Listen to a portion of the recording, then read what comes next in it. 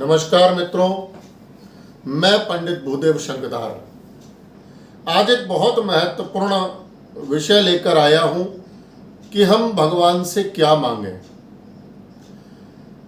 ये तो सब जानते हैं कि ये मानव भगवान के समक्ष जब भी जाता है, मंदिर में जब भी भगवान की मूर्ति के समक्ष जाकर के हाथ जोड़ता है, पूजा करता है, तो भगवान से कुछ ना कुछ अवश्य मांगता है। लेकिन मांगता क्या है? लौकिक सुख संसाधन मांगता है।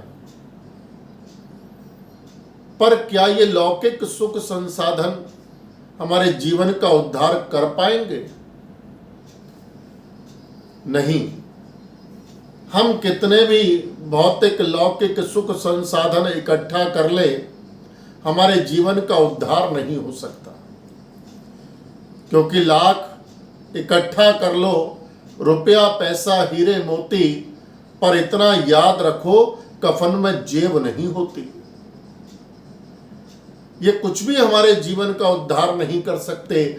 ये हमारे साथ उस लोक में जाने वाले नहीं जहां हमें एक ना एक दिन जाना है और जाकर के ईश्वर के समक्ष अपने सारे जीवन का हिसाब देना है। तो हम ऐसी कौन सी वस्तु परम ब्रह्म परमात्मा से मांगे, भगवान से याचना करें कि प्रभु हमें वो वस्तु दे दो जिससे हमारे जीवन का उद्धार हो जाए और जिससे हमारा यहलोक और परलोक दोनों सुधर जाए। वो कौन सी वस्तु है जो इस लोक में भी हमारा उद्धार कर दे और परलोक में भी हमारे साथ रहे और भगवान की कृपा से हमें मोक्ष की प्राप्ति हो जाए। इस विषय में गोस्वामी तुलसीदास जी ने बड़ी सुंदर चौपाई लिखी। यह बर मांगो कृपा निकेता,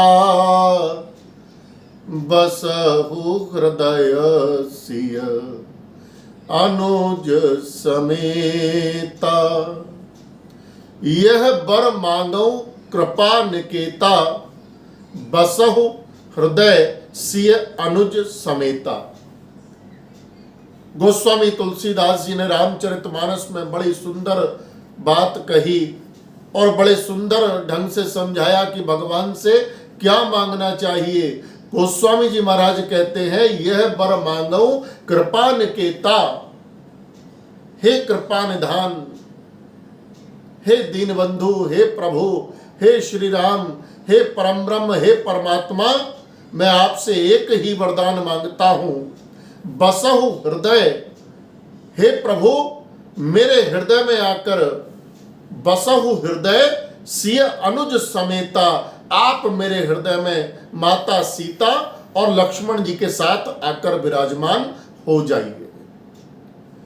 और अगर प्रभु ने हमारी ये विनती सुन ली और भगवान श्री राम माता सीता और अनुज लक्ष्मण के साथ हृदय में आकर विराजमान हो गए, तो निश्चित तो समझ लीजिए इस संसार में कोई भी वस्तु ऐसी नहीं रहेगी जो प्राप्त ना हो सके।